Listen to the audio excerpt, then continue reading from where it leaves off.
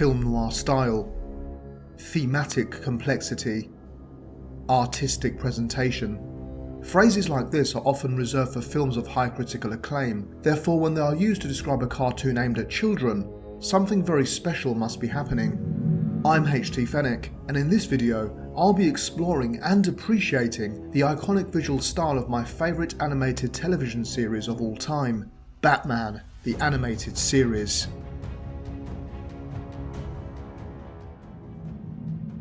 When creators Bruce Timm and Eric Radomski began working on Batman the Animated Series, they intended to create a cartoon that was unlike any that preceded it.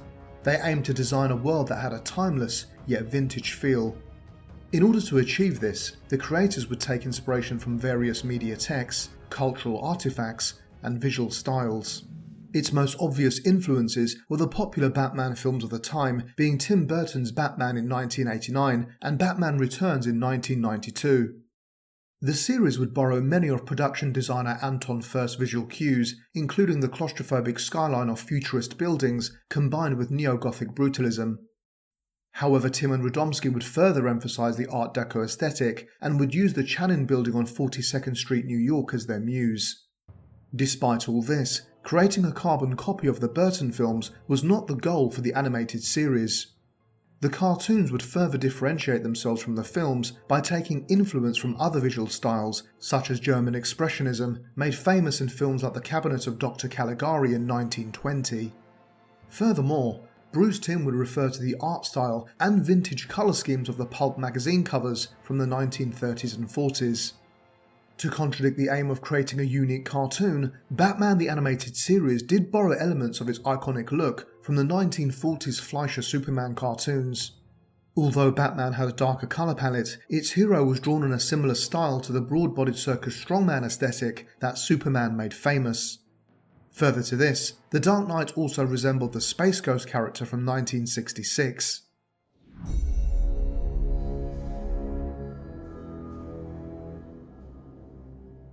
Despite being an animated series, the cartoon did offer audiences a filmic experience through its movie presentation. From the very opening, we were presented with the Warner Bros. Logo, which gave the show an old-world cinematic feel. This effect would be augmented via the unique title cards that would introduce each episode. These were based on the cards from the films of the 1940s and often depicted characters, emotional impressions, or themes that related to the episodes. These kept with the old world style and made each episode feel like a miniature movie. As a huge film noir fan, Bruce Timm ensured that the show possessed an angular and stylized look. He would insist on typical noir characters, such as detectives performing their investigations within dark alleys under low-key lighting, or in offices shadowed through Venetian blinds. One episode that epitomized the show's film noir aspect perfectly was Read My Lips, which opened with a boxing match, giving it a classic old-school gangster tone. The episode was loaded with visual motifs from the film noir genre, such as the Venetian blinds and dark alleys with rising steam. Read My Lips also borrowed many Hitchcokian techniques that made the episode genuinely frightening. These included the shots of the mannequins in the factory, which foreshadowed the ventriloquist dummy. Furthermore, the ventriloquist would talk to an off-screen Scarface, which homaged Norman Bates talking to his deceased mother in Psycho. Finally, the show would utilise foreshortening angles, a technique that would portray the subject as being closer than it was via less depth due to the angle of vision.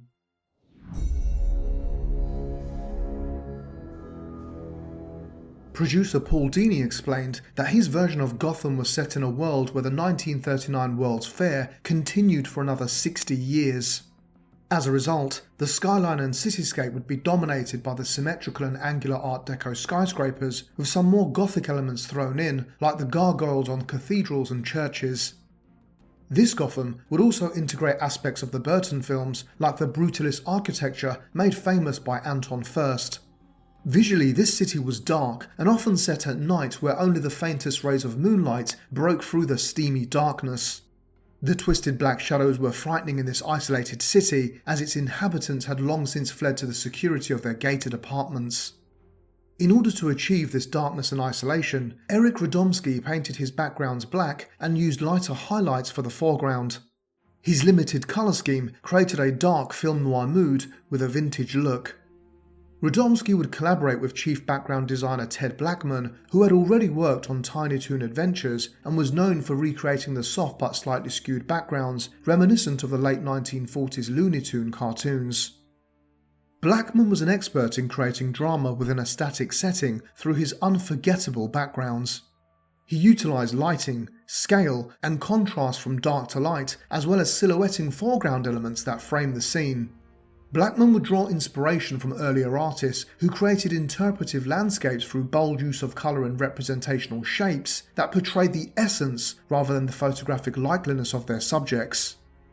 As a devout Art Deco fan, Blackman would illustrate the old-school vehicles and buildings of the time, but expand them to gigantic proportions, homaging the genre whilst parodying its excess. This was evident in the gigantic clown-faced toy factory from the Christmas with the Joker episode. Further to this, Blackman's canted angles created a sense of foreboding where the cityscape threatened to swallow its inhabitants, which was reminiscent of the German expressionist style. Ultimately, the setting was so memorable that landmarks like Wayne Manor and Arkham Asylum almost became characters themselves and reflected those that inhabited them. The background styling would almost come out of the characters, reflecting their personality, such as the Lafco Toy Company in the Be a Clown episode, and Selina Kyle's apartment, which had a sleek look with the Art Deco panther images.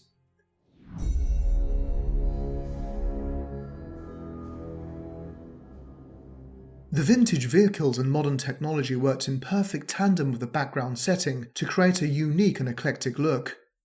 This Gotham looked as if the Art Deco style of the 30s continued into the 90s, making it hard to pinpoint exactly when in the 20th century the city was. Futuristic technology such as the Batcomputer coexisted with black and white TVs.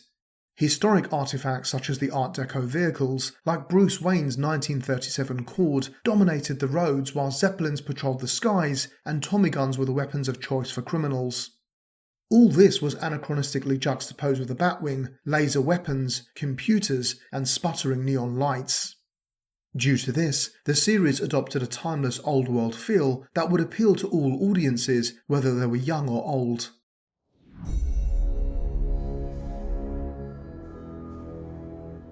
The show's characters perfectly suited the angular world that they belonged to. For instance, the eponymous Batman had a very stylized appearance, possessing a square boxy jawline which complemented the Art Deco clean and symmetrical lines. He was also more fearsome than in any live-action version because he was depicted as living darkness with a grim, blank-eyed expression which almost resembled a shadow that came to life. Even the Dark Knight's eyes were drawn as white narrow slits which made him look menacing.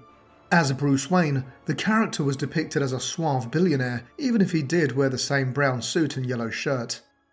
Batman's nemesis the Joker looked equally terrifying, with his toothy grin and demonic eyes, creating the perfect balance between his clown and killer personas. One of the most popular characters in Batman the Animated Series was a villain that the show actually created, Harley Quinn.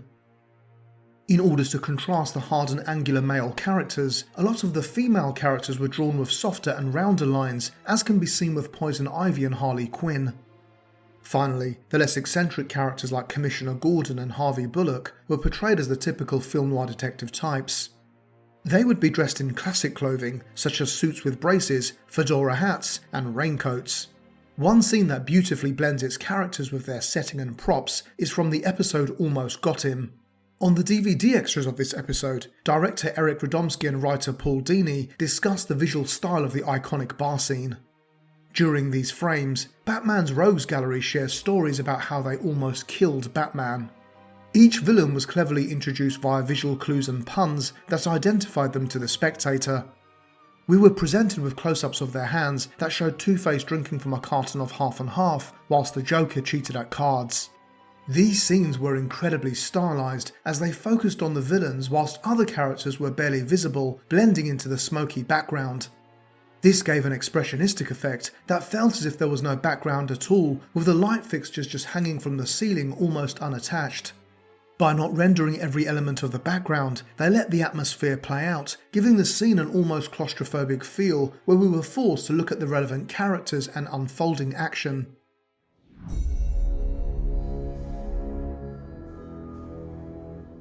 By blending contemporary times with historic artistic movements, cinematic visual styles, and other iconic design features of the superhero genre, Batman the Animated Series created its own unique world. A world where every frame of this cartoon was a work of art. In fact, the visual style of this series became so iconic and groundbreaking that it received its own name, Dark Deco. I hope that you enjoyed this look at the visual style of Batman the Animated Series and can at least see why it remains as my favourite cartoon of all time. As always, thank you very much for watching, and I hope to see you again in the next one. Take care.